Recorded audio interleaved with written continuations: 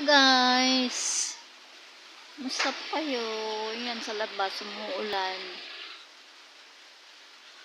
Yan, umuulan na naman dito sa Makilala. Yan, araw-araw yan umuulan dito halos. Raining time na naman. Maganda dito sa Makilala kasi ang lamig ng panahon lagi. Lagi ka naman hindi natutuyuan ng mga labahin.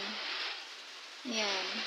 Hindi pa nga tapos yung nilaban mo. Yan, ulan na naman guys. Yan.